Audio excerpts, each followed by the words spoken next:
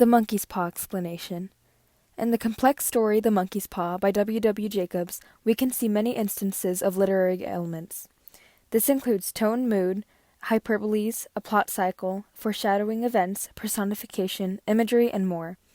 Starting off with the mood and tone of the story, it is written on page 5. Sometimes they can hardly exchange a word, for now they had nothing to talk about, and their days were long to weariness. It was about a week after that the old man, waking suddenly in the night, stretched out his hand and found himself alone. The room was in darkness, and the sound of subdued weeping came from the window.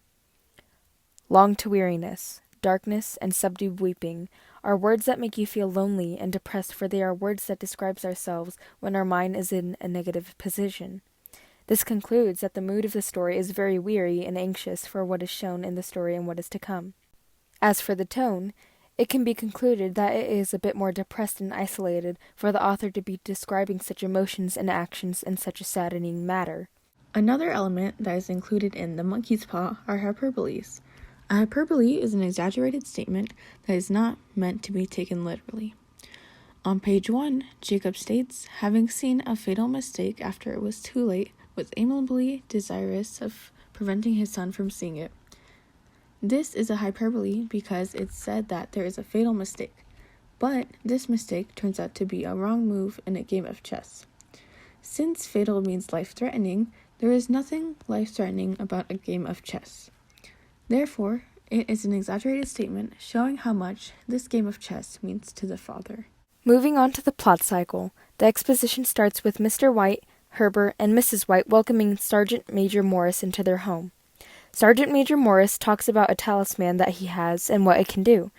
It was a monkey's paw that could grant 3 wishes, but had severe consequences for tampering with the fate of humanity. The rising action builds up with the White family's curiosity on the talisman and what it could do, leading to their first wish for £200.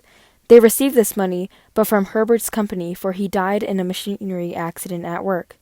Mr. and Mrs. White knew this was of the talisman's fault and spent time grieving for 10 days until the climax of the story comes. The climax of the story is Mrs. White pressuring her husband to make the second wish for their son to be brought back to life. The following action lies with Mr. White commencing the wish, but in fear of his son, he tries to prevent his wife from getting to him until the resolution of the story comes into play. The resolution is Mr. White making the last and final wish to never see his son again.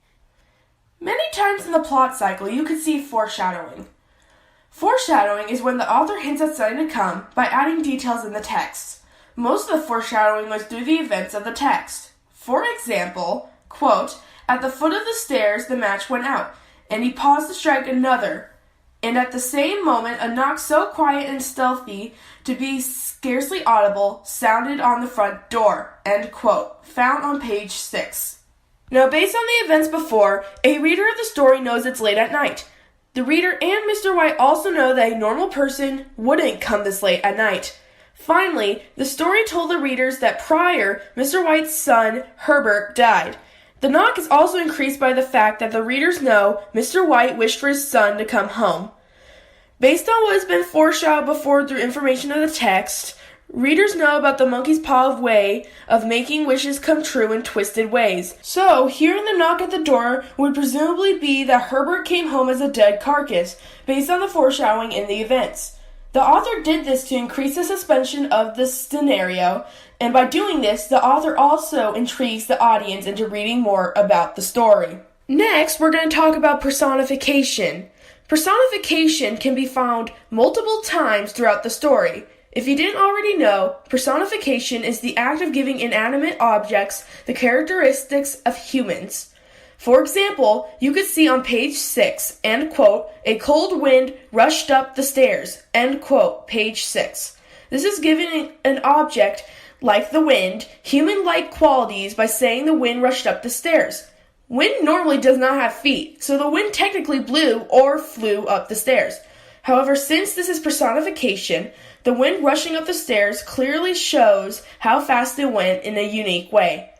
I think the author used this because he wants to explain how fast the wind was blowing, so he described it in a way that is not natural for regular wind. This way, it could get the readers to understand and think about how the wind was in the house, and it also helps increase the suspense more. Finally, there's imagery. Imagery is the way the author describes certain things or events. Quote, "The sound of her sobs died away on his ears." Page 5. This auditory imagery was used in the scene to help emphasize her pain through the sound of her cries. Quote, "He sat staring blankly up at the window, and taking his wife's hand between his own, pressed it as he had been doing in their old courting days nearly 40 years before." End quote. Page 4. Tactile imagery was used to show the true emotions Mr. White and his wife are feeling. It helps emphasize the importance of the message they were just told. Now you know about tone, mood, hyperboles, plot cycle, foreshadowing, personification, and imagery in The Monkey's Paw. Thank you for watching. Have a great day.